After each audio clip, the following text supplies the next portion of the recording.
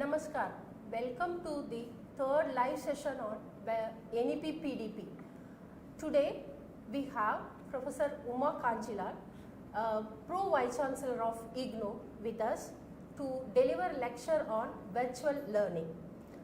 I am Dr. Mythili, Additional Director from Staff Training and Research Institution of Distance Education and one of the Program Coordinator of NEP PDP. Welcome you all for this live session. Let me introduce our Pro Vice Chancellor Ma'am, Professor Kanjilal. Ma'am is Professor in School of Library and Information Science in Indira Gandhi National Open University, and she has 31 plus years experience in open and distance education and system. And her area of interest is including e-learning, library science and digital library, MOOC, OER and ICT development, and also developing various new platforms for our teaching learning process. And she has number of publication and in the refereed journals, and also develop books and many units for our library science and information courses. And also she is a principal investigator of IGNOU for National Virtual Library of India, the project of Ministry of Culture. Along with, she is served as a director of a Center for Online Learning, Online Education and University Librarian, and Director of School of Social Sciences, Director, Advanced Center of Information and Innovative Learning, and also the Director for the Inter-University Consortium. She is a Fulbright Scholar in the Illinois USA University, and she is contributed in the multimedia course development. And her major contribution for the IGNOU is developing the e-GAN course, the digital library, digital repository, and also the web application for the e-content. And furthermore, she has contributed all the ICT relevant development in IGNOU, including the online platform for online courses and the SWAYAM platform.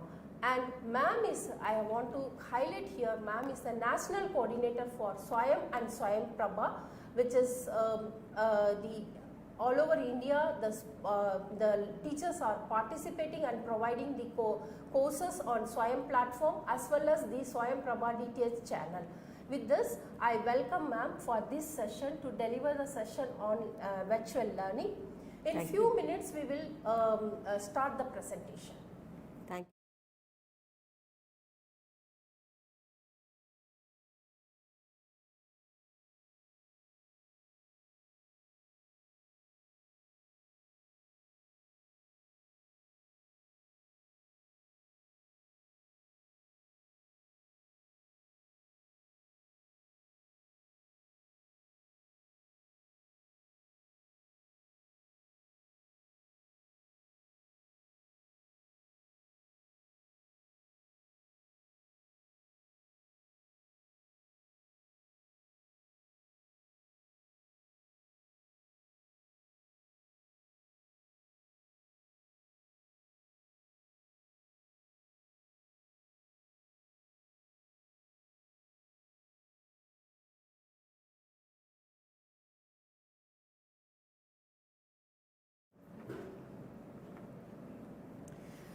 Well, welcome to this session.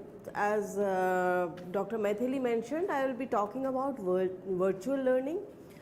This is with special reference the provisions that are there in NEP 2020, and also look into the situation that is there in India and how we can actually what is to be done, how we need to be prepared for going virtual.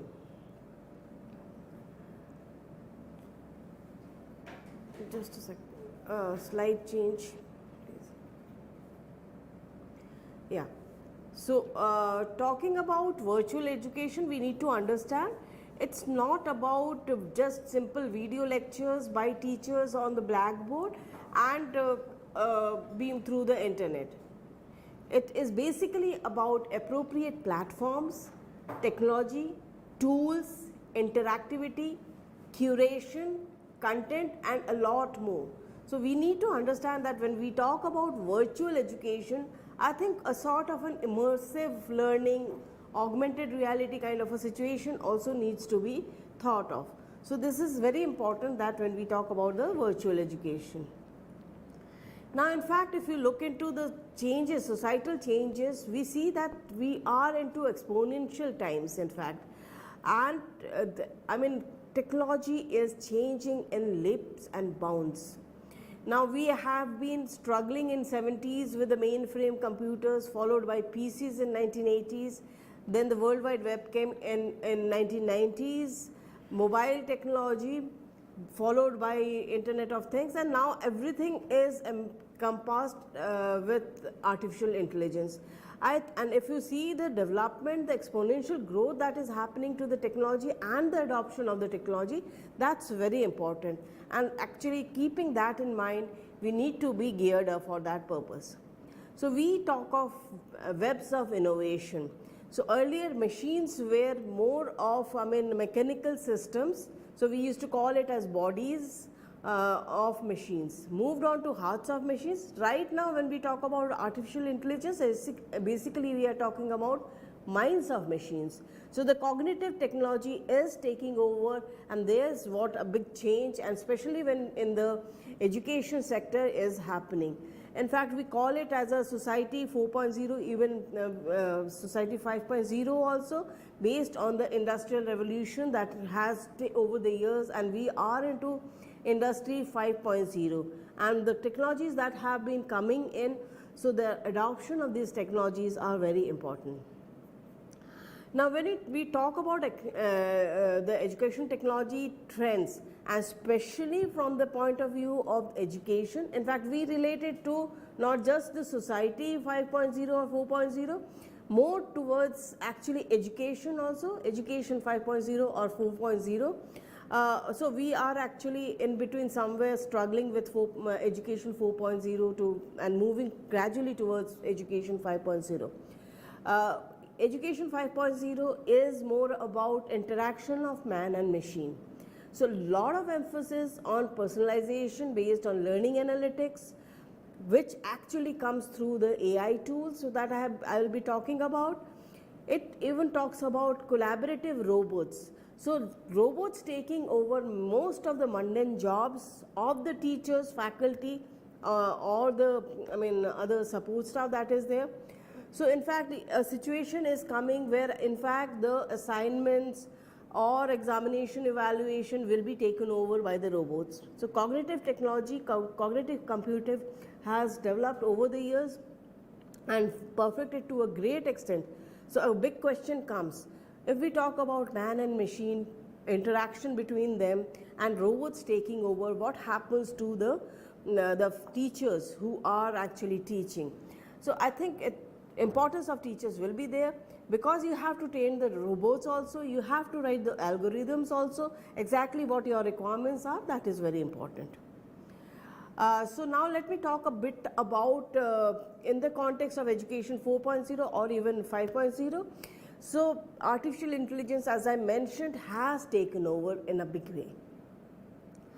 So in terms of AI tools, if we look into, we are talking about big data, we are talking about analytics, machine learning, natural language processing, data visualization, decision logics, and a lot of technologies like intelligent tutoring systems are becoming part and parcel of the online education systems, personalized learning, AI tutor, teaching assistant available, adaptive learning approaches being taken over, natural language processing. I think one great use of natural language processing is the translation, because if you look into the NEP document, it talks about teaching in mother tongue.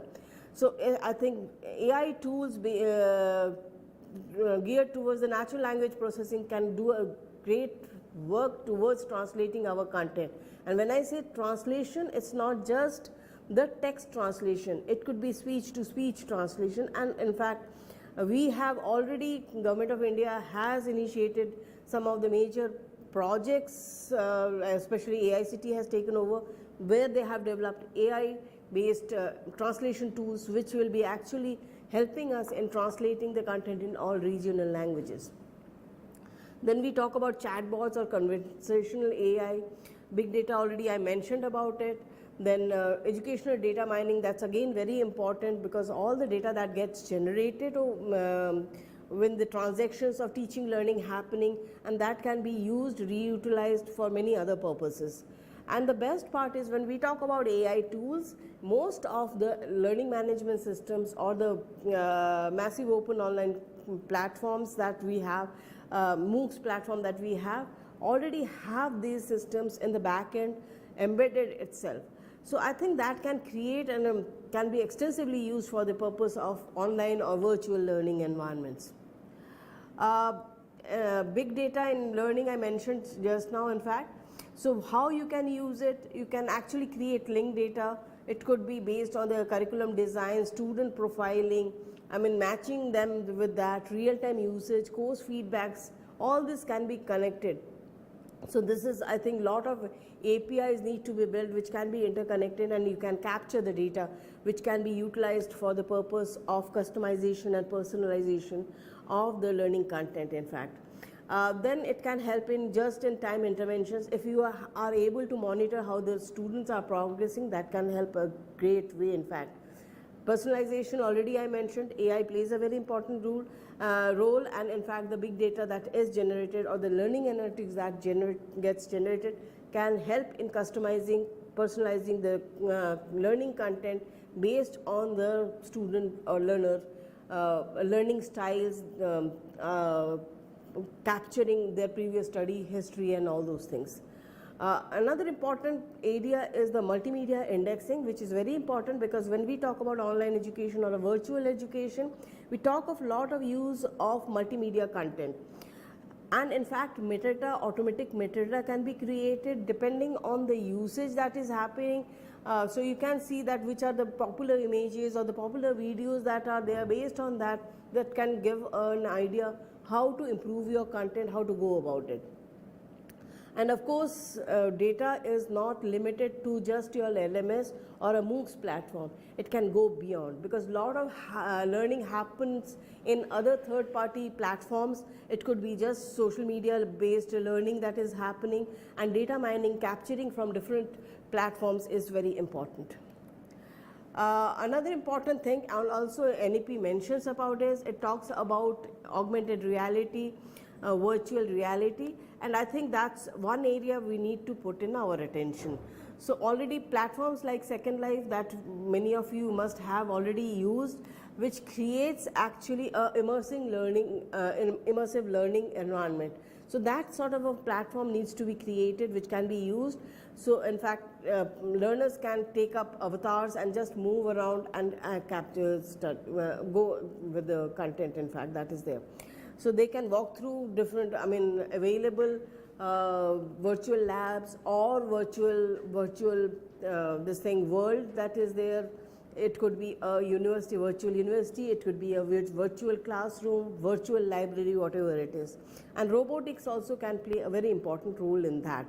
So I think these are the areas where things are getting very popular. This is the trend that is happening, and gradually, days are gone. Initially what I talked about, forget about virtual reality, virtual learning just limited to a classroom video capture of a classroom teaching. That's gone. Now you have to see how best you can improve yourself. You bring in AR, VR in education, you bring in learning by doing kind of activities, create immersive world for them. So this is one area that you need to focus on.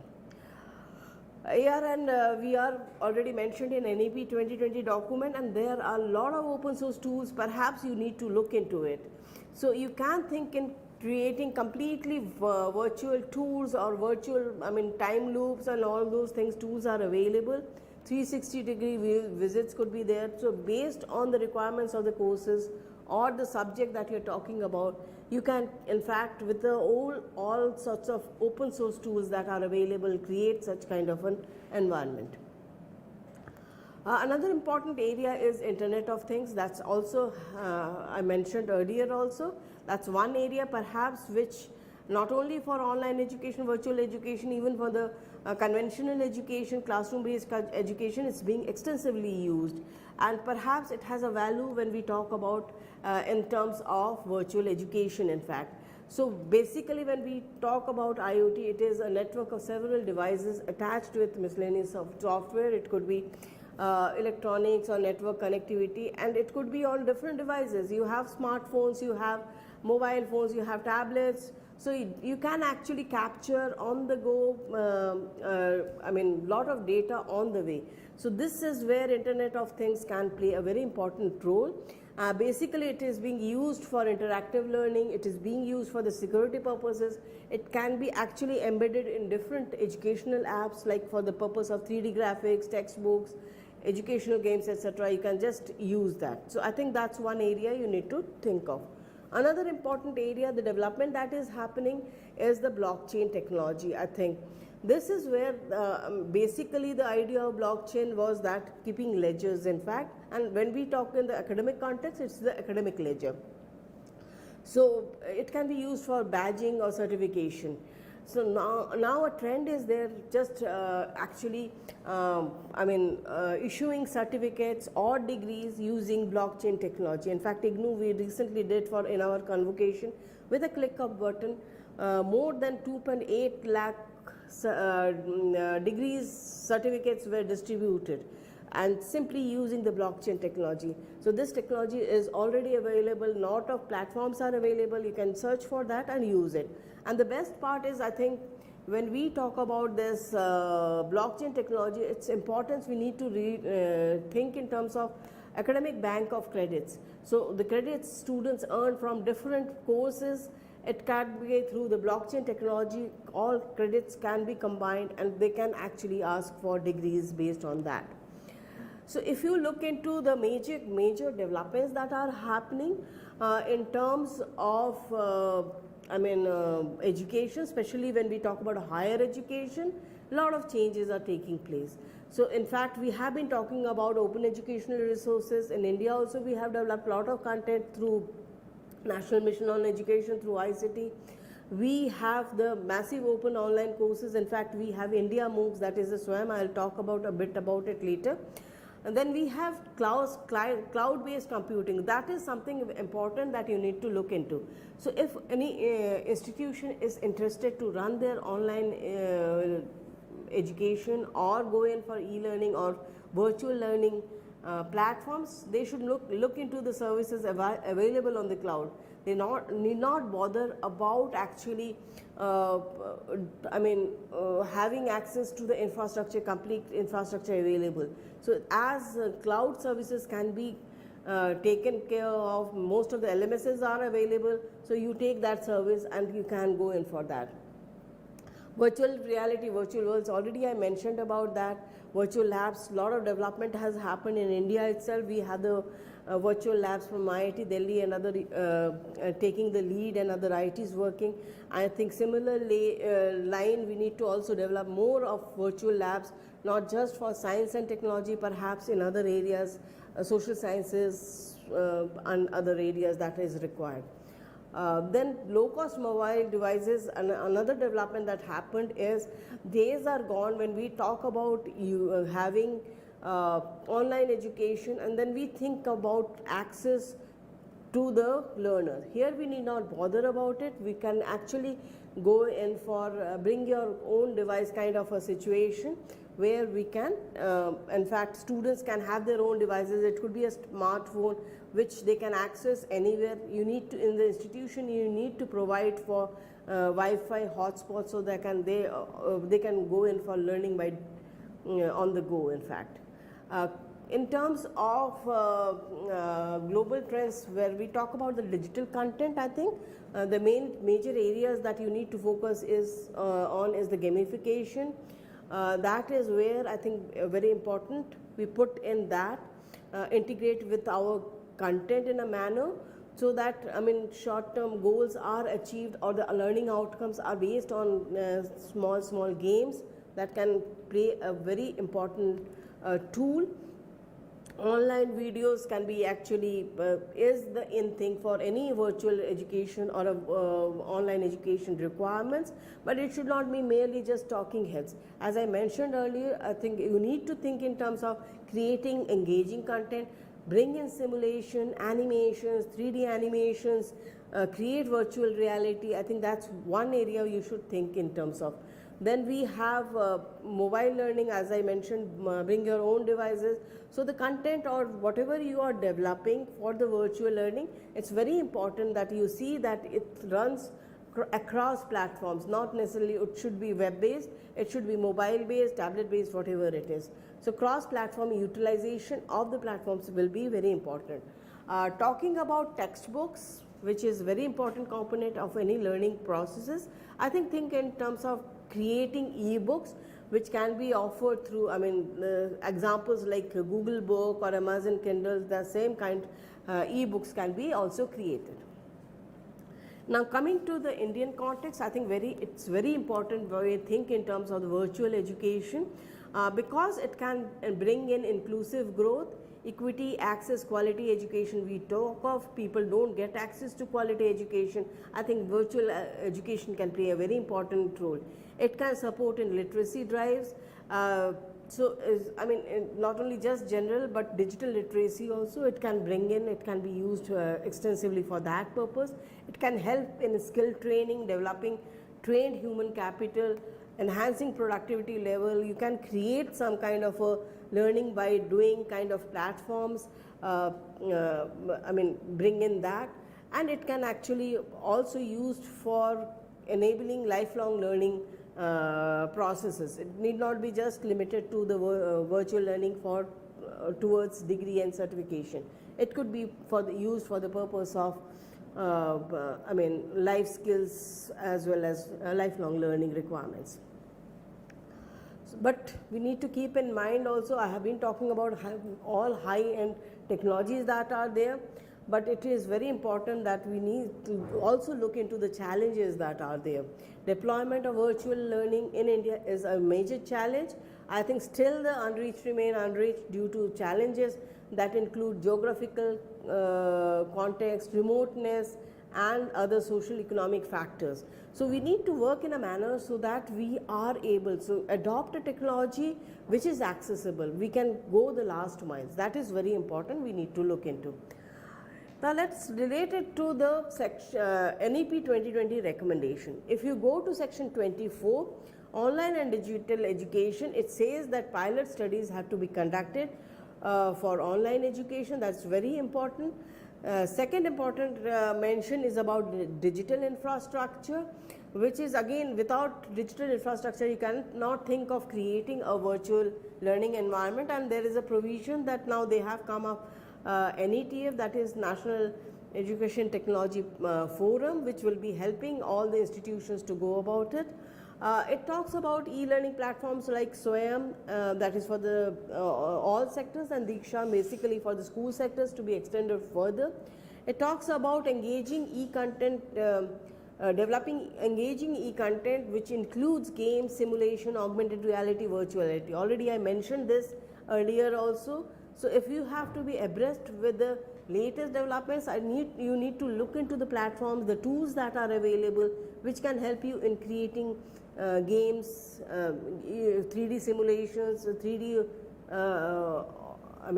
animations, augmented reality, virtual reality kind of platforms. Virtual labs, it also mentions about virtual labs.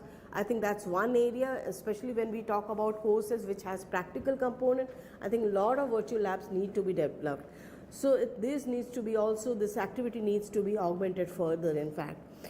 Digital divide issues need to be addressed. That's very important because appropriate digital technology platforms should be available and accessible to the learners as well as the teachers, so that they can actually develop their content. They are ready to go in for a virtual learning environment in fact.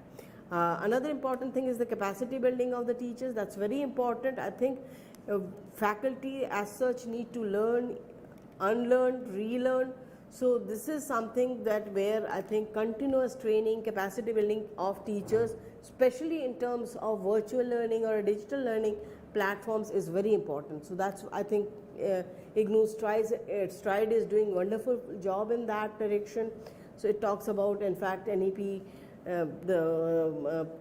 training, so that you get to know what is development happening, and this kind of a capacity building, not only theoretically but practically.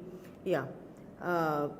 Then capacity building of teachers, proper online assessment mechanisms also important when we talk about virtual learning. That is very important.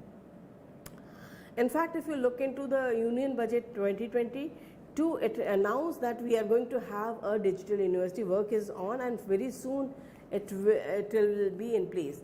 So it will expand reach, improve quality education, build capacity, and strengthen the digital education ecosystem. These are some of the platforms that you need to look into. NPTEL online courses is something that started in 2014, and it's very popular across. So when we talk about virtual learning or the online learning, I think this is one platform you should look into. SWAYAM, as I mentioned, India MOOCs, this is something where we have, in fact, 9 partners which have developed content and different levels are for different disciplines. In fact, you need to look into whatever is available there. And if you look into the popularity of SWAYAM enrollment, it is increasing to a great extent. In fact, if you see that of late, so many, courses have been developed. More than 888 courses, unique courses developed over the years. We have 10,000 courses over the years, over the sessions they have been running total. And then total enrollment of 3.38 crores. That's a huge number, in fact. So we started late, but we have now actually, I think we are number 3 in the list of MOOCs courses world over in terms of the registration. Total certificate issues is somewhere around 16.70 lakhs, and universities, many universities have been adopting these courses for credit transfer. Another important thing is, if you are talking of in terms of going online, offering your online programs, have a look into the SWAYAM platform second vertical, which enables you, which works as a learning management system which can be used for the purpose. Just special mention, all the content that's developed for the SWAYAM courses, it's a 4-quadrant approach that is followed. Apart from that, there is emphasis on transcription, so that you have actually can translate the content into 12 languages right now, and later on perhaps all the regional languages that will be taken care of. And so the 4 quadrants are basically video content, animation simulations. Second is the e-content, reading material, e-books, whatever it is. Third is the assessment, and final is the interaction through discussion forum or any other platform. And finally, for certification, term and examination is conducted by National Testing Agency, NTA, for credits. In fact, as I was mentioning, translation is getting emphasis, and there is a mention about teaching in mother tongue. So in the NEP 2020 document, I think that's one area. So if you are thinking in terms of going in for virtual learning, if you have been developing content for that, you have to think in terms also developing in different languages as well. Certification is through the SWAYAM portal. In fact, goes by the regulations that are there for UGC and AICT, term and examination conducted, and whatever the process. So this is the kind of proctored examination platform that is being used through NTA, and this is the kind of certification. The best part is the SWAYAM courses that are run, they have the credit mobility, and this is based on the Gazette notification. Earlier in 2016, there was a provision that 20% of the courses can be transferred for credits in any semester. Now, in fact, in 2021, they made a provision that 40% of the courses can be taken from SWAYAM, and it can be, the students can ask for credit transfer in that case. And the best part is that, in fact, all the credits earned through SWAYAM is now going to be embedded on the academic bank of credits. That's going to enable learners further for credit mobility requirements. Another mention I will make about a major project of Ministry of Education is the SWAYAM Prabha. and this is for the last mile connectivity. That's very important. It's based on the GSAT 15 communication satellite, and 2 transponders were provided by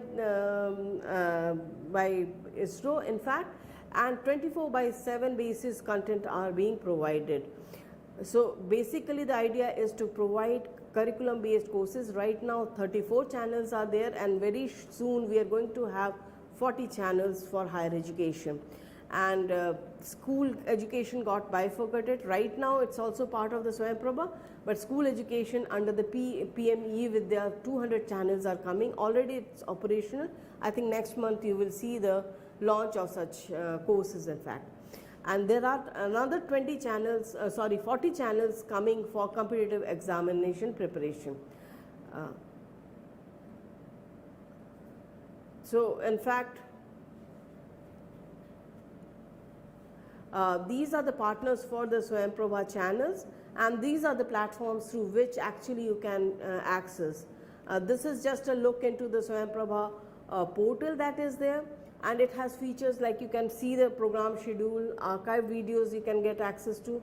Apart from that, feedback mechanism is in place, and also searching and browsing. All content is indexed so that you can search and browse through that. So this is how the and in fact this is the way you can actually access the this archived videos.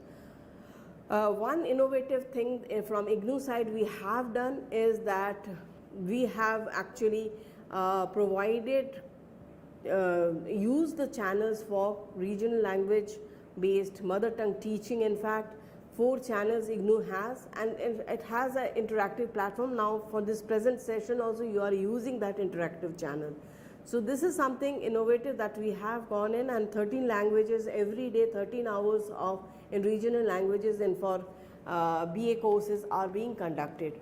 And this is actually till date 3,000 hours of content is available. They are all archived and one can access through that. Apart from that, IGNOU has an online platform which actually integrated multiple different platforms together with a seamless experience to the learners. To some extent you are already seeing that using Swayam, using Samarth and other platforms that are there. Apart from that, for our online programs we have a in-house LMS so that you can get access to. So virtual learning or virtual education is expected to be a game changer, especially if you look into the NEP recommendation. It's going to be a big boost to the education sector with the adoption of the ICT requirements that it talks about. In fact, it is going to increase access to basic education, skill-based education, continuing lifelong education, going to enhance the quality of teaching and learning, and improve relevance and effectiveness of basic education, expand virtual learning opportunities, especially for the disadvantaged groups who are living in remote areas. And the most important part, which also the NEP 2020 document recommends, is that it's actually will be helping in raising the GER from present 27.6% to 50% by 2035.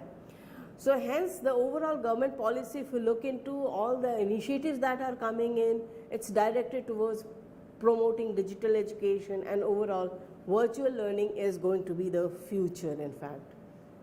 So with this I end my presentation. Thank you very much.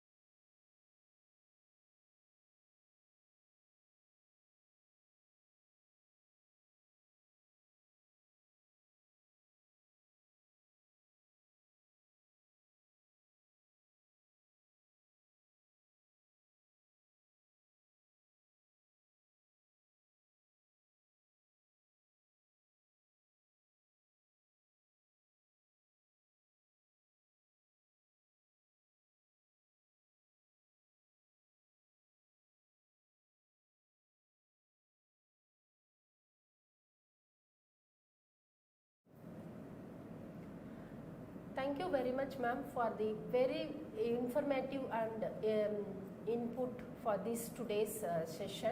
It was very colorful and very nicely presented, and in fact there are a lot of message on it. It's a very good presentation and very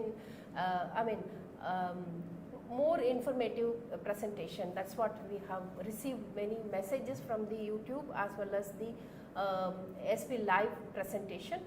There are some queries in this I have noticed in this YouTube live. The participants were asking that the virtual lab can be effectively used in the teaching learning process. How can we can use, is there any platform where we can find the virtual lab, and also how the virtual lab is equivalent to the actual lab? So yeah, so I think it's a good question. So you must be aware, I mentioned also in my presentation that virtual lab, this IIT Delhi has been funded by National Mission on Education through ICT, and they are partnering with other IITs and other institutions to develop virtual labs. So already hundreds of labs are available. So just have a look into VLab of IIT Delhi. You will see, and especially in case of sciences and engineering and technology, a lot of labs have been developed. Now effort is on to see for other subjects also. So it's available. You can actually share with your students the links of those virtual labs, and I think this is where actually they can do the hands-on on the labs that are available. Right now the labs are basically, some of the labs are simulation based, and in fact they have basic requirements that are there for the labs. So they get a good idea about how they can do some experiments here and there. They had experimented remote triggered labs also earlier, but it's very expensive. So you need to provide access to the high-end equipments, instruments in the labs where actually remote triggered and students can work from anywhere, can have access to the labs and do their practical, that is. So I think some experimentation, some pilot was there, but I think once they get the funding, they will expand it further in future.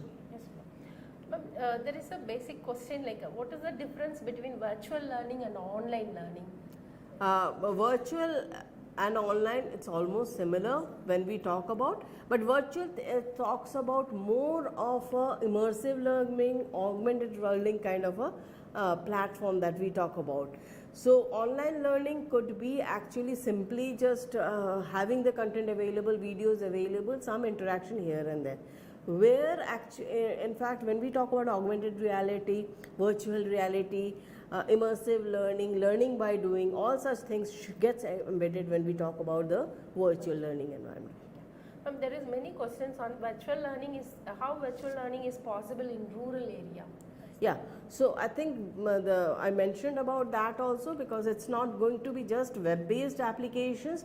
So last mile connectivity, that also government tries to support, in fact, and also the concept of using even mobile phones or the tablets, smartphones, if students have, that is there, what will be provided.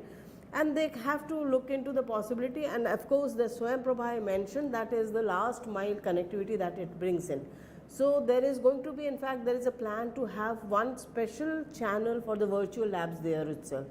So if you have connectivity issues, don't have the internet bandwidth, at least through the DTH channels you have access to the content, the video content that is available. And the next step that is being taken by the Government of India is to have, in fact, interactivity also built in, the way we are interacting with the students, so with some platform or the other. So two-way interactivity also to be brought in. So that's going to be the future. Next question is, what are the limitations of artificial intelligence? Will it not reduce the importance of the teachers? No, teachers will be always there. It will actually support the teachers. Now teachers will get to know how their learners, at the moment it's very difficult, whatever you see the experience from the classroom, you don't know exactly if they have learnt or not. So artificial intelligence actually can capture the complete learning cycle of a learner. So exactly how they learn, it can customize, personalize the requirements also. So individualization is going to be the important core element in future when we talk about online education or virtual education, and everything will be driven by AI. Now, if I am a slow learner, the AI tool will customize my content, my assessment in a manner so that progressively I learn.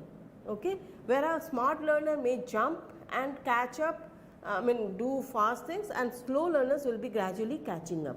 So this is where the artificial intelligence is going to be very important, because it's not focusing in a generalistic learning environment, it is focusing on customized and personalized learning environment. That's very important. Yes, ma'am. Ma'am, kindly let us know that how data mining is effectively used in education. Lot of data gets generated. How much we are using, that's a big question. But it can be used for the purpose of to do impact study. I think we need to do a lot of research on the data that is getting captured. So I think that's one area research in the context of teaching learning can be used in a great way. I think that's the future we should be working, and if we relate it to the customization, personalization, requirement, student-centric content, learning-centric content, and all those things, I think that's data mining is going to be a very important component, in fact. Ma'am, now there's GPT and also Google Broad is coming up in many way. How the content is, we can take it up for our research, that's what they are saying, whether how we will come into the plagiarism and all the things. Yeah, well, I think I will not recommend to go in for ChatGPT. It could be actually just to get just basic knowledge, it is fine. But unless and until you use your mind for analytic thinking, I think you are not learning. So it may give you a direction exactly what to do and how to do, but actually you have to do. That is very important. So that's what students need to understand. They should not get fixed with easy solutions. It's like using a kunji or a key that we have. So I think that's what we should be avoiding, telling our students also not to get hooked to such platforms. It is good to get a direction that how to go about it, but exactly your analytical skills and all will be possible, we can check. So through how you are working. Ma'am, there is a question on how the missile translation will help in the regional languages. Yeah. You mentioned also. Yeah, so I mentioned, in fact, already you have seen Google Translator. Microsoft also has that facility, but now AI based tools are coming in, so which is actually perfecting the requirements of translation. And if you look into that, we have been talking about just text to text translation. The future is towards the speech to speech translation. So cognitive tools are being used for that purpose, AI is used for that purpose, and what we now have is a one video that maybe my lecture and this one is going on in English. So it gets automatically dubbed into any other regional languages. So this is where the machine translation is going to play a very important role. So in fact, already experiments are on, and some tools have been developed by AICT, which actually initially takes the video, develops the, culls out the transcript, translates the transcript into different languages, and from the transcript to text to speech tool is used for conversion. And machine is actually, it is the machine speech, it's not the individual dubbing in. So this is where a completely machine doing the job. So I think this very fast we can actually get all the videos dubbed. So that's how machine translation is going to help in future. Ma'am, in NEP 2020 talks about the skill-based learning. Yeah. How virtual learning will play a role to impart the skill-based learning? Yeah, basically I mentioned about all sorts of platforms that are there. It's not just the content, the platforms. And I think when we talk about skill-based, hands-on practice is very important. So virtual labs in one place, robotics can be used for that purpose, or augmented reality can play a very important role role, virtual reality, augmented reality, immersive live learning. And we have in fact some experiments I've seen where haptic devices are used which can be actually interfacing with the machines and students get a feel. Like you do for car simulation, you get a car driving license based on that. So similar things can be done for this, for the education, and especially when we talk about skill-based education. Ma'am, can you just add on how the teachers can take part in the Swayam as well as the Swayam Prabha channel? How they can contribute to Yeah, Swayam? so I think Swayam, many teachers in fact have been asking me wherever I'm going for a presentation. I think you have to look for expression of interest from the different national coordinators. So once it comes out, you have, there are a lot of opportunities coming because at the moment we are busy in fact in identifying the gap areas. Many courses need to be developed because we are going to now gear up for the digital university. So complete programs have to be designed, so there will be requirement of teachers for developing Swayam courses in future. And of course, those who are interested can get in touch with the Swayam Prabha coordinators also, so that in fact channel coordinators will help you out. So we need actually content creators, we need faculty to do live presentations, live sessions, so that's going to be the requirement, and all are welcome in fact. So you have to show your interest for that purpose. Ma'am, a little bit elaborate this, you have mentioned education 4.0 and 5.0, some elaboration on education. Yeah, I didn't go in depth, but I think over the years when we talk about industry 1.0 was the machines that came in, mechanical systems were there in place. So industrial revolution brought in. Gradually computerization came in, and today, and when we talk about, I think the cognitive technology that is taking over. So where we have in fact in today's context artificial intelligence, blockchain technology, your Internet of Things, your augmented reality, virtual reality, robotics coming in, then your, lot of tools are already there. And in fact, everything is now, machines have got into the level I mentioned about this. We have moved from body of the machine to the mind of the machine.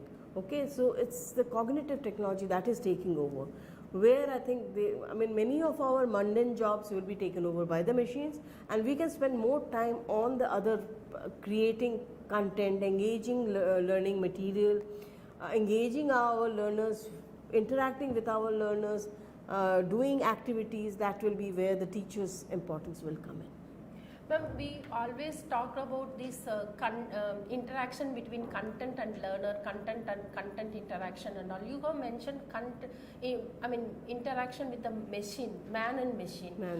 You can just give some examples. Yeah, basically, in fact, so when we talk about man and machine, it's the basically from the context of industry 5.0, where in fact what is happening, many of even essays can be written. ChatGPT is a good example you gave.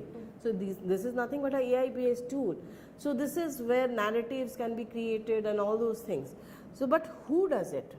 Someone must have written the algorithm, someone has done the programming, then only I think. So machine is, man is directing the machine what to do, how to do, and how to go about. So this is where actually man-machine interaction happens. So even the robots are becoming, now we have robots at homes also doing our mundane jobs of cleaning the house and all those things. We have robots in fact libraries, you have in fact instead of a man they're sitting or manning a circulation desk, you have robots. We have examples, libraries manned by robots in fact. So where actually 24/7 availability is there. But robots will work only when the machine gives the direction what to do and how to do. So that is very important. Ma'am, actually we have very much talked about the collaborative learning, and collaboratively we can go with a student and all. You have mentioned that collaborative robots, how it will be useful in our teaching learning process. A collaborative robots is, I think, somewhere again this algorithm, how it works. In fact, it can help you out. Very good example, simple, not robots but chatbots. what happens? Basically earlier we used to do FAQs, okay? So student had to go run through. Now we have many of the sites, chatbots are there, so they have a query and chatbot answers your query. So this kind of a collaborative tool can be there. We have examples, in fact, you can create a course and you have intelligent tutors. So I mean today when we talk about MOOCs means what?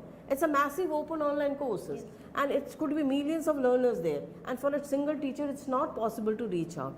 Now if we have intelligent tutors, which is actually machine working, the technology working, which can actually interact with the learners, give their query, answer to their queries, answer to their doubts and all those things. But in fact, of all these things have to be worked by human beings at the back end. They create the answers, questions, whatever it is, intelligently. It has to be structured in a manner so the machine understands and responses. So this is how things will be happening. And collaborative, as a collaborative tool, in fact, it can help to a great extent to do the learning, and help in also directing them to go in for a lot of platforms are available where they are doing some activities and they can direct them. Simple virtual labs itself, they can direct. So next step, don't do this. If you do this thing wrong, it will be going wrong. So it can tell you that these are the solutions in a chemistry lab that you should be adding. If you don't, so someone is directing you and collaborating with you. So that's how it is possible. Ma'am, we have also noticed very much in our Swayam courses and all, how to improve the discussion forum, ma'am. There only we are asking, the interaction will be taking place among the peer group as well as the teacher. How to improve that one, because where we are lagging in this discussion forum. Yeah, I think what we need to understand is discussion forum is just not for answering the queries.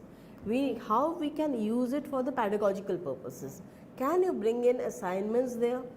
I have gone through some Stanford courses where discussion forum is a place of assessment also. You give some activities, they discuss on the discussion forum, you evaluate on that as a faculty, and then you work on that. It could be peer-to-peer evaluation also happening also. So it could be peer learning happening, teacher assessing, peers assessing. So this kind of way we need to work on. We have to be innovative. That's very important. Ma'am, there is a question, how the organization or institution can participate in the ABC, that academic credit? Yeah, they have to register. First and foremost thing is, I think now perhaps it's already crossed 1 crore registration on the ABC portal. A few days back, UGC chairman tweeted that.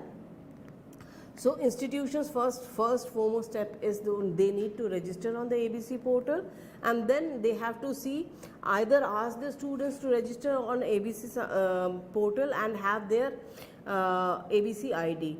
Already if they are on the DigiLocker, that gets linked, they need to just create their ABC ID. The other way the institution can work is at the back end, they can actually upload the data on the ABC portal, so that, I mean on the DigiLocker, and link it with the ABC ID. So these are the two ways they can go about it. Ma'am, there is a in the digital era, students are capturing the digital content or digital interaction, everything. How the teacher can cope up, or is there any way that teacher can at par with this digital development? So I think I clearly mentioned, and what you are doing right now is what is very important, the capacity building of the teachers. That's an important area. Teachers now need to get abreast with the latest developments. There are so user-friendly tools. They need to understand what is available, be aware about that, and I mean they should get abreast with whatever technology is available. And of course, as you start using it, you get familiar with it and you get used to it. So this is how you should be. Yeah, ma'am. Actually, ma'am, 1 or 2 questions, because since we have 2-3 minutes with us. Ma'am, you kindly let us know about the learning analytics, how we can incorporate in our online teaching. Yeah, already most of the learning management systems, they have the learning analytics happening in the back end. There are many third-party tools also, it can be integrated. In fact, one experimentation in IGNOU we did, we created a course for the IAS officers. It was relevance of Gandhi. So learning analytics was used in a manner that we embedded that assessment part, it was there. So 60% of marks was for the continuous assessment through the quizzes that were there, and the 40% marks if through the learning analytics. And I mean, it actually captured, have they gone through the material, have they, I mean, how much time they have spent and all those things, and based on that the final assessment marks were given. So those, I mean, 40% you have to clear from the learning analytics point of view, and the 60% from the assessment that is happening, and based on that the results were declared. Ma'am, there is a question that how the institution can start or how to proceed with this virtual learning.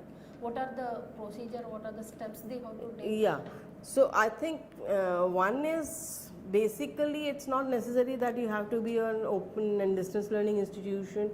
Any institution can start. See, COVID-19 lockdown taught us, many were online. I think that needs to be extended. It's not necessary that you have to only offer the online programs, then only you are on the virtual mode. Even for your students that are on campus, you can create platforms, you can use online platforms that are there, reach out to your learners using different platforms. And as I mentioned in my presentation also, need not bother about the infrastructure, because that's where people are bothered. You need to have servers in place, you need to have technical staff in place. I think cloud services are there. So if you talk about, for instance, the most famous Moodle learning management system, it's available on the cloud. You just have hire their services, use it for your requirement that is there. So you can actually go about using them. Last question, is there any criteria to measure the quality of virtual learning? Well, I think there are some criteria, outcomes are worked out. In fact, a massive survey is coming up. IGNOU is as a project management unit of National Mission on Education through ICT. We are going to conduct a survey to see the impact of online learning and virtual learning. So in fact, third party institution has been brought in for that purpose. So this is going to give, I mean, let's wait for the report that comes out.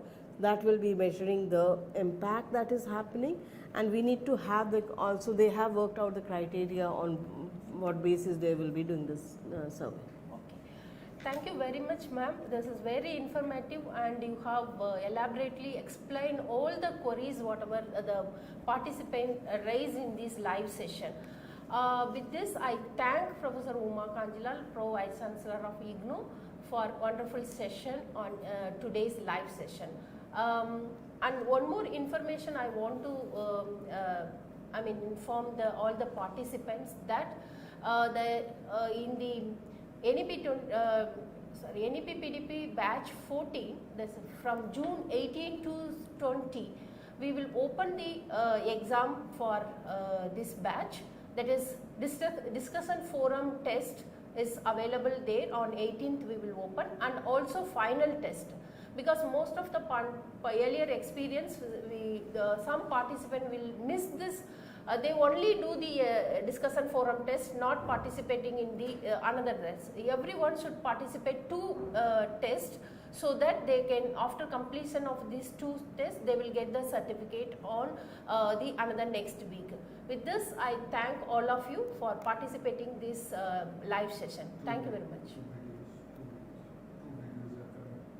2 videos after this, there will be 2 videos will be presenting. You can also watch online. Thank you. Thank you very much. Thank you.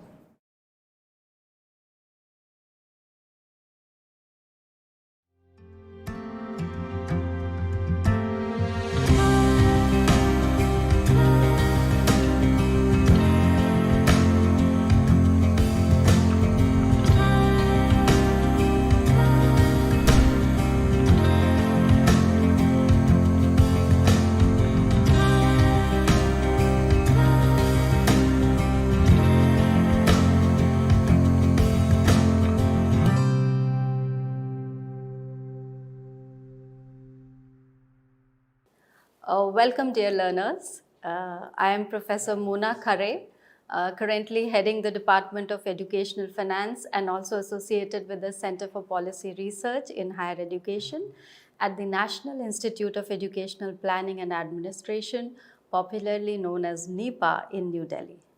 It is my great pleasure to be talking to you today on a very, very important aspect that has been included and emphasized in the National Education Policy 2020, that is skills training, vocational education and graduate employability in India.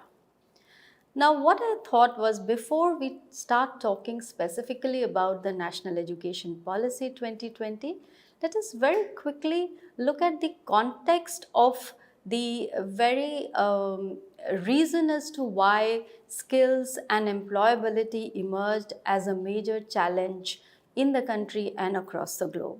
Now, needless to say that as the very concept of development shifted from economic development to social development and later to human development, investments in education became paramount for two reasons. One, the quality of life, the higher earnings, and also the quality of jobs that it was rendering to the educated youth. That is how the new wave of linking education to skills and vocationalization, work-based skills and vocationalization gained importance in the 20th century onwards and became more strong in the 21st century. Now, as the literature is coming forth evidencing the closeness between higher and higher levels of learning with better development, not just for the self, but also for the whole community and for the whole globe, as has been embedded in the Sustainable Development Goals of 2030, the importance of higher education integrating with skills and vocationalization is growing day by day. So it is in this context, let us very quickly see what are the challenges that the educated youth in India have been facing as far as their employability or job readiness is concerned. Now, if we go by these statistics, the very first thing that comes to fore is the demographic dividend that India is quoted to have. Now, this demographic dividend can be exploited only with better educated and better skilled youth. However, the industry is aghast with the kind of graduates that we are producing today. Also, the statistics prove that more than 50% of the Indian youth are either not befitting the skills that are in demand by the industry sector, or the quality of skills that they have with them are not up to the standards as demanded by the industry. There are three kinds of gaps that emerged in one of the studies that we conducted in CPRHE at NEPA. And these three gaps were related to awareness gaps, the perception gap, and the third one was the skills gap. Now, as far as the awareness gap is concerned, this gap relates to the knowledge regarding the job market, the knowledge regarding what kind of jobs are going to be available in future, what kind of opportunities are waiting for the educated youth, what kind of skills are going to be in demand. So that kind of awareness is missing or is less as compared to what the industry sector is projecting at. After the awareness gap comes the perception gap. Now, the perception regarding the importance of a particular skill, be it the work-based skill or be it the generic skills, is also missing between the student, that is the learners, the teachers, that is the human force which is behind providing any kind of skills training to our youth, and the employers who are demanding the skills from these learners. So those kind of perception gaps also exist. And lastly, of course, the skills gap. Now, skills gap also, if we see, can be divided into three components: the knowledge and technical skills. So the employers are reasonably okay with the kind of knowledge and technical skills that our graduates come with. Let us now come to the National Education Policy 2020 and what kind of a perspective it holds with regards to skill, and what kind of strategies does it propose. Now, I would like to call the National Education 2020 as to be unique and forward-looking as well as comprehensive. Why unique? Not because it has come after a long wait of 35 years, but unique because for the first time, the policy is trying to bring integrated elements of knowledge, skill building, and vocationalization at all levels together. Why I also feel like calling it forward looking is because it is more futuristic in the sense it is aligning itself to the four goals that are enshrined in the Sustainable Development Goals of 2020, that is quality and equitable learning for all and lifelong opportunities of learning to be provided to all people. It is the four pillars that basically form the foundation of the national education policy, which can be described by four E's of equity, enrollment, employability, and excellence.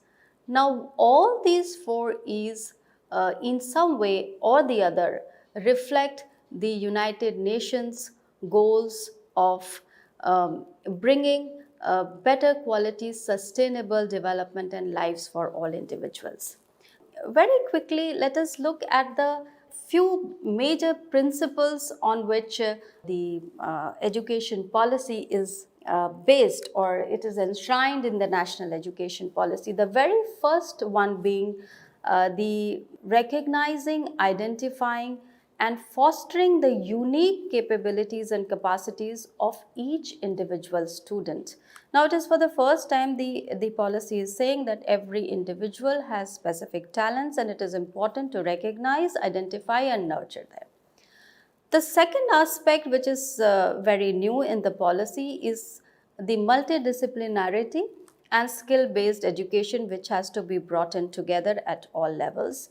The third aspect, which is striking, is the extensive use of technology and training in digital skills also to be an integral part of learning. And the fourth is respect for diversity and local context. So for the first time, we are not just looking at global skills, but we are also giving equal importance to our local art, heritage, and culture. And this also to be a part of learning at all levels of education. Let us take a very quick look on some of the important elements that will help us to generate the kind of skills that the 21st century is actually demanding from the youth population today. Let me also share with you a simple concept of employment and employability. Often, employment and employability are used interchangeably. But are these two the same? Is a question that one must ask oneself. Now, if I have to answer in just one sentence, employment and employability are certainly not the same. Now, employability is basically an individual's preparedness for the world of work in totality. So, it comprises of a set of achievements in skills, in understandings, in personal attributes that can make graduates to gain employment, to remain in employment, to progress in employment, but also contribute in a meaningful fashion to the community and to the global development as well, aiming at sustainable development that flows down the generations. So this is how the concept of employability has to be understood, and this is how the concept of skills delivery has been encompassed in the National Education Policy 2020. The second aspect of skilling that one has to understand is the pace at which the new skills are coming into feature or are coming into focus with the fourth industrial revolution and now the fifth industrial revolution knocking the doors, which is based on IT-based high technologies, AI, that is artificial intelligence, big data management, etc., etc. So how this pace of change, the kind of dynamism that the industry sector is experiencing by way of putting up the demand for new skills every day. So on this point also, the National Education Policy has tried to provide some kind of a guidance and direction as to how we can tackle this very aspect of being responsive to the needs of the new industry. Let me now come to specific areas in terms of skill development, vocational education. They are also able to imbibe many of the generic skills which we just talked about are missing in our youth. So at the lower levels of education, we are trying to integrate with some foundational skills, some generic skills. At secondary and senior levels of education, we are trying to move towards more functional skills. However, it is for the first time that even at the higher education level, in a concrete fashion, the skills-based education is being integrated at all the levels, be it undergraduate teaching, be it postgraduate teaching, or be it even PhDs, doctoral level teaching. Now, at all levels, we are trying to not just integrate skill building with each of these subjects, but a separate degree and diploma level programs in vocationalization are also proposed to be started. So this is how we are trying to build a continuum of skill delivery across all levels of education. Also, what is very interesting to learn here is we are also trying to break the silos. We found that training was not part of higher education system at all.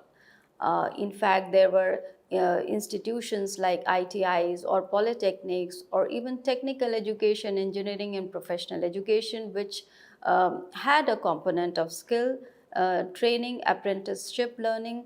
All of these had a major content of skill building and training, but the general academic education at the higher education level was considered or was expected to be knowledge producing and imparting knowledge to the young learners by way of providing both horizontal and vertical mobility to the graduates. Now, when I say horizontal mobility, we are providing for students to move from general academic streams to vocational streams. There are greater choices and freedom and flexibility given to them to make a choice of the subjects that they would want to study, which may be a combination of science, of arts, of music, designs of postgraduate education or higher education. That is, we begin with, let us say, a 3-year undergrad program or a 4-year undergrad program with a 1-year postgraduate program. So all kinds of combinations and choices are being given to the students with greater flexibility to move between academic education, work-based education, skill-based education, and vocational education, thereby breaking the silos between the two. The third aspect that I would like to bring to fore is multilingualism and multidisciplinarity. For the first time, there has been a specific emphasis on bringing out literature, reading material and teaching in regional languages, also promoting English language and foreign language learning in the universities and also at senior levels of schooling. Multidisciplinary learning, interdisciplinary curriculum development, and multidisciplinary large-scale universities to be opened, which provide a more holistic kind of a learning, more diverse kind of an exposure to our learners is also in the fray. Then comes the third aspect, that is experiential learning. Now, how experiential learning can be promoted is the National Education Policy proposes three areas. One, of course, is the work-based learning skills. The second is art-based skills. And the third is sports skills. So, all three kinds of experiences to be combined, curricular and extracurricular experiences to be combined to give a holistic personality development opportunities to our learners. The fourth aspect is, in a big way, a boost to higher education vocationalization has been given. Not just by integrating skill-based learning at every level of higher education and all the courses that are being taught in the universities and colleges, but very specifically aligning higher education to vocational education by developing or aligning it to the national skills qualifications framework. Now, this skills qualification framework, which has been developed for a vocation-based education for at 10 levels of education, which begins from the secondary, higher secondary levels and goes up to the PhD levels. At 10 levels, descriptors have been given which are sector specific, which are industry specific, professional skills, core skills, technical skills which are required at various levels of workmanship in that particular sector or industry has been provided and developed, and not just the curriculum has to be linked to these descriptors, but also the evaluation has to be linked to these descriptors. So in a way, standardize the skills training aspect. So the national occupational standards which come into picture over here, how the sector specific skills council under the overarching umbrella of the National Skill Development Commission has come out with national occupational standards to be linked with the national skills qualifications framework, and how they are going to be the guideposts of skills training and vocational education at 10 levels is something very interesting in this new education policy.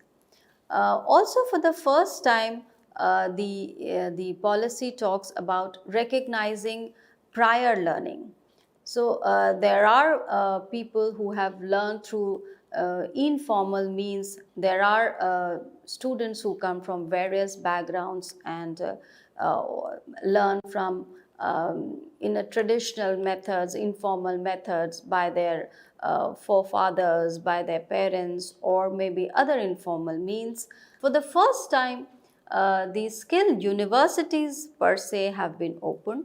The purpose of these skill universities is to give degree and diploma based education right till the doctoral level only in very specific vocational subjects.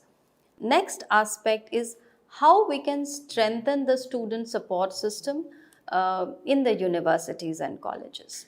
The next aspect that the new education policy is trying to build is the new age skills and how to integrate digital learning and IT based skills at every level. So, for example, the Ministry of Electronics and Communication has started centers of excellence in various universities to impart high-end skills in IT and electronics to the students. The next aspect is building in the entrepreneurial culture. So, startup hubs, centers of innovation, how can these startups be funded? All these are part of the national education policy. And lastly, as to how international organizations can also be brought in to impart various kinds of skills to our students is also in the fray. The two major ministries which are working hand in hand to achieve this is the Ministry of Education, certainly in the lead, but working very closely with the Ministry of Skill Development and Entrepreneurship. The two together in the recent budget are proposed to launch about 5,000 skill centers in the very next year. Also is the e-portal, the virtual labs, 750 virtual labs that are proposed to be created in science and mathematics, 75 skilling e-labs which are proposed to be created. All of these give greater credential to whatever has been proposed or suggested in the National Education Policy 2020. However, if we look at all the various things which have been suggested to be implemented, it is too much on the platter. Three important areas or three important concerns that one has to keep in mind if we at all want to implement all of these proposed strategies in their true spirit. One is a proper mission mode, a proper vision and a proper mission to be able to embrace all of these proposals or all of these suggestions which have been made in the National Education Policy. The second is the acceptability to this change, acceptability to this change of integrating training and skills to collegiate and university teaching. And third, very important is to see how this entire training, skills training and vocational education integration doesn't impact the equity and inclusion in an adverse fashion. Because if we look at the current scenario, the kind of disparities and distortions that exist today in our higher education system can be categorized into four kinds. So we see disciplinary disparities. There are certain disciplines like engineering or professional education, which is very much in demand by the industry sector as far as employment and jobs is concerned. And it is also projected that more than 60% of the new jobs are going to come in the services sector in the coming years. The second disparity that we see is in terms of regional disparities. So we see that there are disparities that exist in terms of institutions which are placed in remote areas, rural areas. The quality distortion is one again very a big problem that we are facing. And the third is the social and gender disparity. So how to bring students from the marginalized section and also women into the fore of skill-based vocational learning and training at the higher education level. On that note, I thank you all very much for your patient hearing, and I hope that this kind of a 360-degree change that the National Education Policy is proposing by way of integrating skills training to education, not just at the curricular level or at the pedagogical level, but also at the evaluation and outcomes level, is something which is going to challenge us in the coming future. Thank you very much.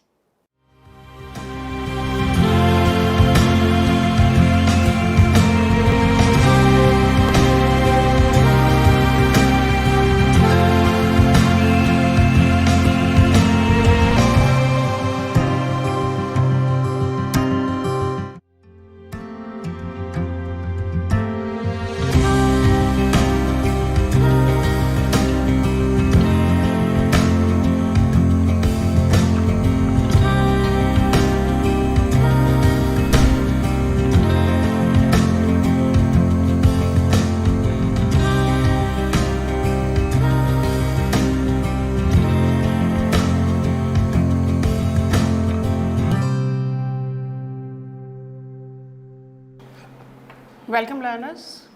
I am Dr. G.Mythili. I am working as Secretary General Association of Indian Universities. In fact, only the second Women Secretary General of AIU in 97 years of its history. So today I will be speaking to you about access, equity and inclusion. As you all know that the National Education Policy, which has come after 34 years and is a very, very innovative, democratic and student-centric policy, it talks a lot about the access to higher education. And you would also know that the access means access which is measured through the gross enrollment ratio, that right now for our country is 27.1. That means, what does that mean? It means that out of 100 students in the age group of 18 to 23, only 27 students are enrolled in higher education. That looks bad because many of the developed countries have something like 67%, 71%, 75% at the gross enrollment ratio. And India, which is the second largest higher education system of the country, I mean, it is sometimes very surprising that we are the second largest higher education system of the country with more than 1,000 universities, more than 4 crore students, 15 lakh teachers and something like 45,000 colleges, is still very low in terms of gross enrollment ratio, which is only 27.1 right now. So the National Education Policy, it spoke a lot about access, means access to higher education. It also spoke a lot about equity.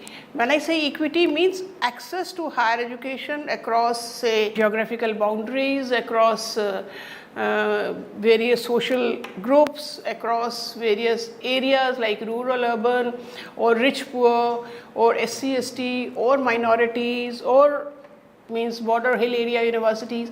So the access and equity go hand in hand.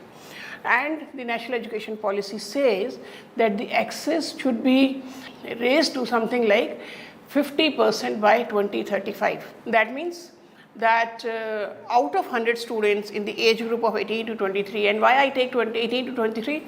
Because that is a relevant age group in which the students are entering the higher education system. So the National Education Policy says that in the relevant age group of 18 to 23, by 2035, 50% of the students should be in the institutions of higher education. Now, how do we achieve it? So if we really want to improve the access, what are the possible ways of increasing the access to higher education? See, one very simple method will be that increase the number of universities and colleges. The government can be asked to increase the number of universities and colleges, but as you all know, it's not very easy because a lot of funding is involved in opening new universities and colleges. So it can be open, but not to that extent which can cater to the GER of something like 50% by 2035. So what could be the second method? Second could be maybe increase the intake capacity of the existing program. So in a class, if you are having say 30 students or 50 students, increase it to 70, 80. So that can also increase the access to higher education because more students will be enrolled in higher education. But again, as you know, that it affects the quality because large group of students in a particular class will not be very good for imparting quality education, especially the personalized education which the NEP is talking about. And also there will be issues with regard to the infrastructure because every classroom will not be equipped to handle these many students. So what could be the other method? Maybe the third method could be that we can have the public-private partnership. That means we can encourage many private institutions to run the, or rather maybe establish more universities and colleges so that the students can enroll in those universities and colleges and we can increase the enrollment. That is a very good way of increasing it. But then there are quality issues associated with it because some private institutions are very good, they can be giving quality education, but some are there for profit motive also. So that could be a way, but then it has to be done with a lot of sort of carefulness. We have to be carefully selecting the private participation in higher education.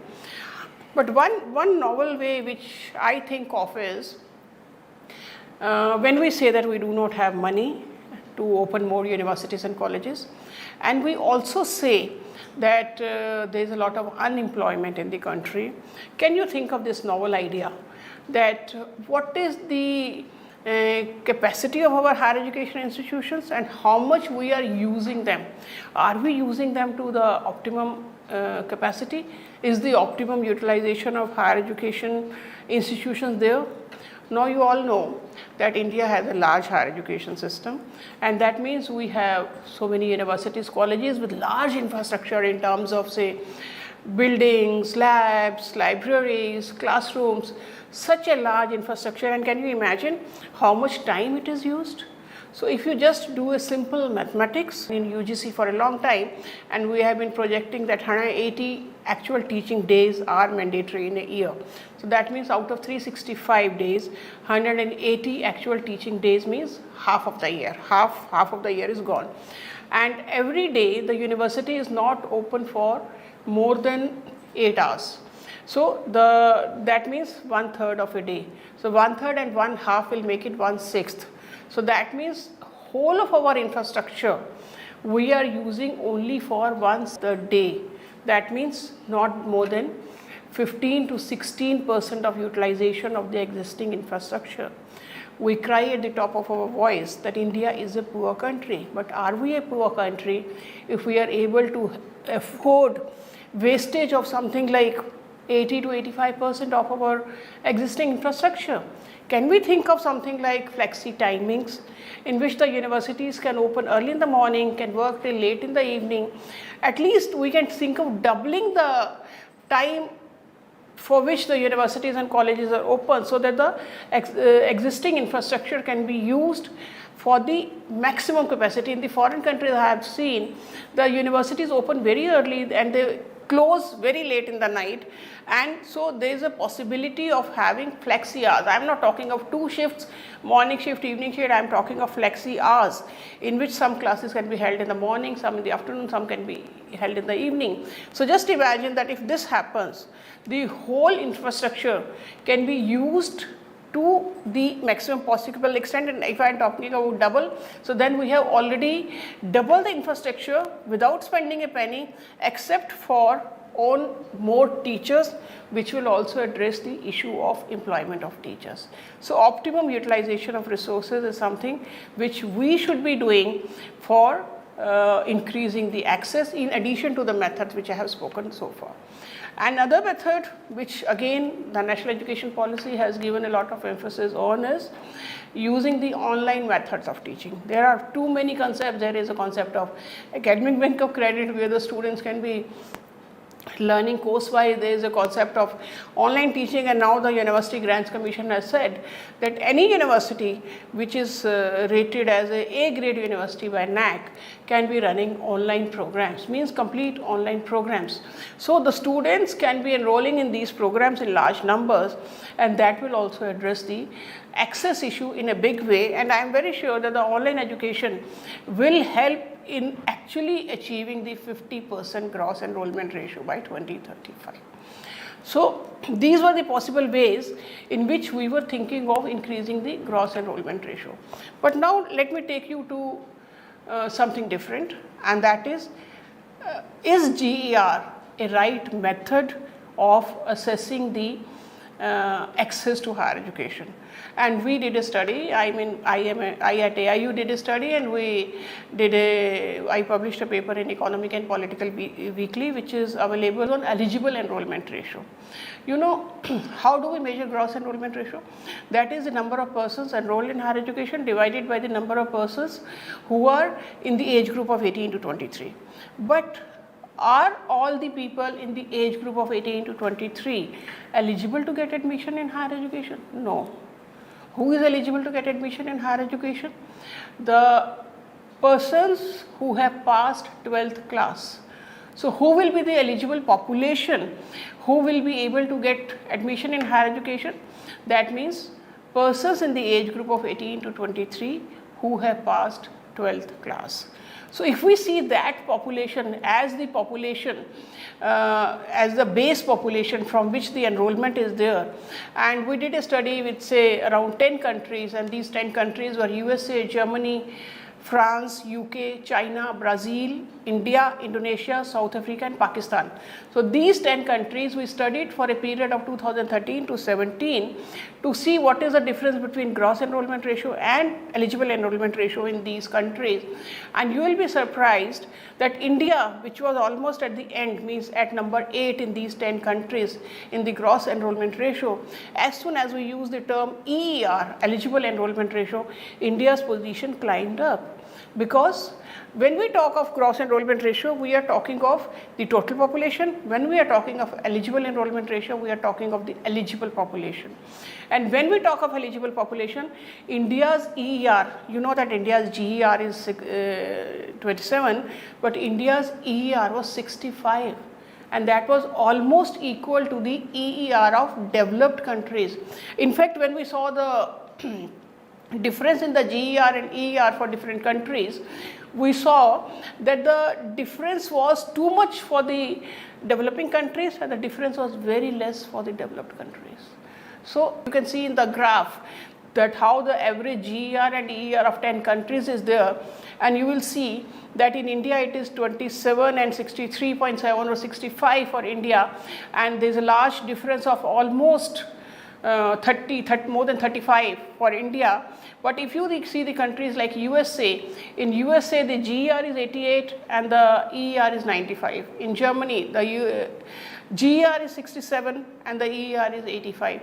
So the difference is very, very minuscule, but this difference becomes large for the countries which are developing countries like India. So what does that mean? It means that the gross enrollment ratio, which is a ratio of the enrollment of the total population, and which we are thinking as a problem of the higher education system, is actually a problem at the lower education, means at the school education. Because if we have enough population, say more population who are eligible to get admission in higher education, then with that base population, and even if we have the existing, like right now also if you see the transition rate, large, something like 90% students who are passing 12th class are going to higher education, but the 12th pass outs are very less.